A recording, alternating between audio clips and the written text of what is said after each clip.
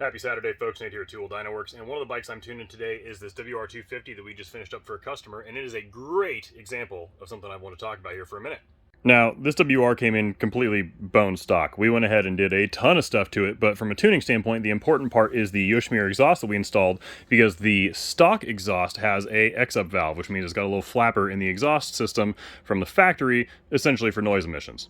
Now, one of the things I see most commonly online is guys going, oh, but I saw a dyno run from so-and-so blah-de-blah, and the air fuel at the top end is totally safe with an aftermarket exhaust. Well, okay. That doesn't mean shit. So here's our baseline on this bike. This is 25 horse, 16 torque, and yeah, at the top end there I've got it highlighted just around 10,000 RPMs. It's 13.1 to 1 air fuel, which is right where we'd want this thing.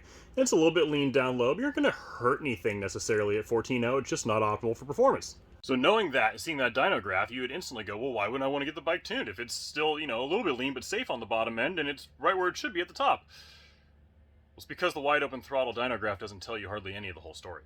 So here's the fuel table, and normally I don't go ahead and show people this, but this is just too good of an example not to share. So yes, at the bottom end there, right at 100% throttle, I'm only adding about 10% fuel. And yeah, there's one spot here where I add 18%, about 5,500 RPMs, and then the rest of it's just a little bit. No big deal. That's still safe to ride. But if you look over here, literally anywhere else in the fuel map, let me switch hands here really quick, I'm having to add 25%, even 28% more fuel just to get this thing back at part throttle down to the mid 13 to 1 range at cruise. 25 to 28% more fuel is a fuck ton of fuel. What happens is that when you have an exhaust system from the factory that's emissions compliant, especially one that has a flapper valve in it, all of a sudden when that valve is closed or partially closed, you have a significantly reduced amount of airflow going through the exhaust. Now that's been removed and the Yoshimir exhaust is installed and you've got a wide open exhaust port the entire time. More air means you need more fuel. The other thing I see guys saying all the time is that, oh, but these bikes have O2 sensors, it'll just trim out the fuel itself, you don't have to do anything. And that is complete bullshit. Even the most modern automotive wideband systems, which these motorcycles, and any motorcycle for the matter of fact, except for like the brand new BMWs, do not have, if you have to see more than 25% fuel trim, it'll throw a check engine light and go into limp mode. Period, end of story. These bikes and these ECUs, no matter what it is, again, with the exception of one motorcycle on the entire market, is not sophisticated enough to actually do any kind of fuel trimming to make up that big of a difference. It just can't do it. So yeah, just looking at this graph, it's safe to say that you don't need to get it tuned. You should, especially that spot there right before 6,000 RPMs, right at about 18%, but it's not going to blow up.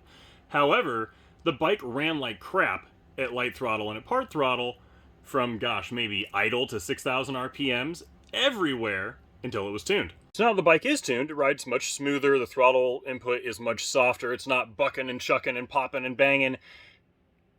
And we still picked up a fuck ton of power at the top end, even though the fueling at the very top end of the RPM range was actually okay.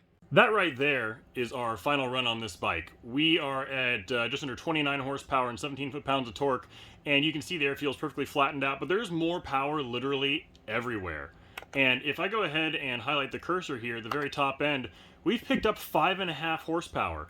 5.5 horsepower on a bike that started with 25 in the over-rev range is an over 20% improvement in performance to the tire.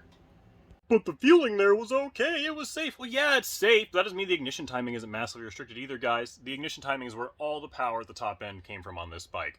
And you know what?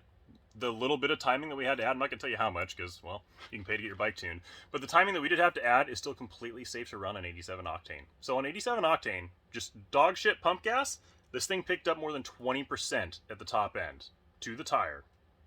So, moral of the story, if you've made intake or exhaust modifications to your bike, any modern motorcycle that's emissions compliant, yes, it will absolutely benefit in a big way from proper tuning.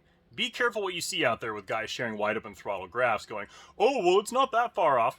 Yeah, okay, but again, that just doesn't mean anything. I promise we can make huge improvements to the rideability and performance of your motorcycle with our custom tuning here at Dyno Works. It's a busy Saturday here, so I've got to get on to the next one. But as always, if you guys have any questions, give us a call, shoot us an email, support@tooldynoworks.com. We're always happy to help. Have a kick-ass weekend.